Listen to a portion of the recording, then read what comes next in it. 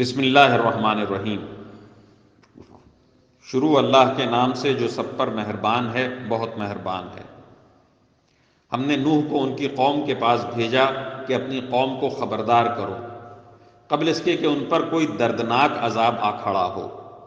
چنانچہ انہوں نے اپنی قوم سے کہا کہ اے میری قوم، میں تمہارے لیے ایک صاف صاف خبردار کرنے والا ہوں کہ اللہ کی عبادت کرو اور اس سے ڈرو اور میرا کہنا مانو۔ اللہ تمہارے گناہوں کی مغفرت فرمائے گا اور تمہیں ایک مقرر وقت تک باقی رکھے گا۔ بے شک جب اللہ کا مقرر کیا ہوا وقت آ جاتا ہے تو پھر وہ مؤخر نہیں ہوتا، کاش کہ تم سمجھتے ہوتے۔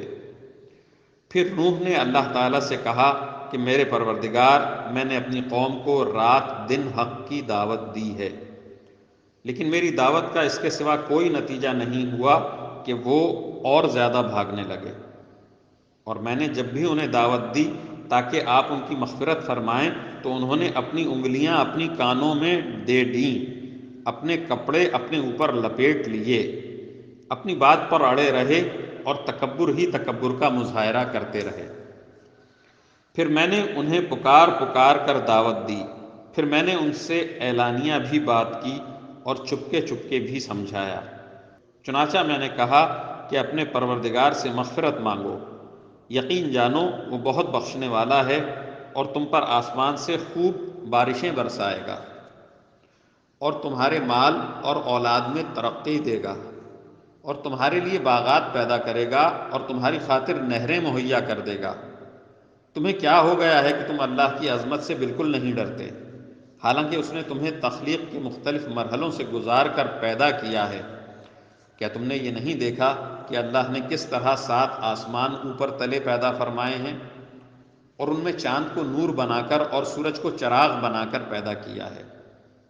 اور اللہ نے تمہیں زمین سے بہترین طریقے پر اگایا ہے، پھر وہ تمہیں دوبارہ اسی میں بھیج دے گا اور وہیں سے پھر باہر نکال کر کھڑا کرے گا۔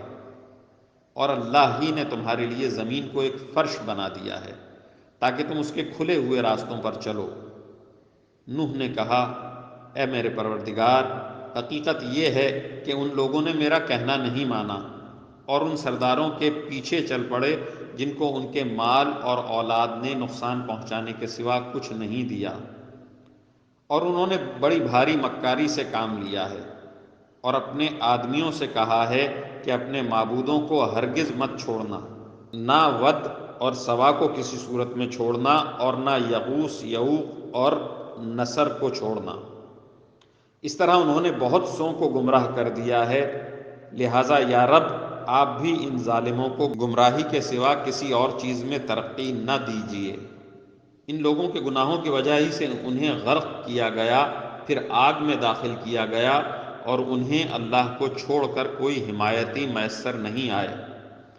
اور نوح نے یہ بھی کہا کہ میرے پروردگار، ان کافروں میں سے کوئی ایک باشندہ بھی زمین پر باقی نہ رکھیے، اگر آپ ان کو باقی رکھیں گے تو یہ آپ کے بندوں کو گمراہ کریں گے، اور ان سے جو اولاد پیدا ہوگی وہ بدکار اور پکی کافر ہی پیدا ہوگی۔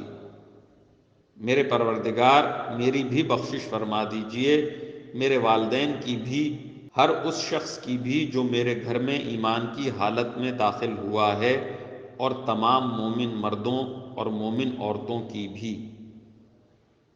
اور جو لوگ ظالم ہیں ان کو تباہی کے سوا کوئی اور چیز عطا نہ فرمائیے۔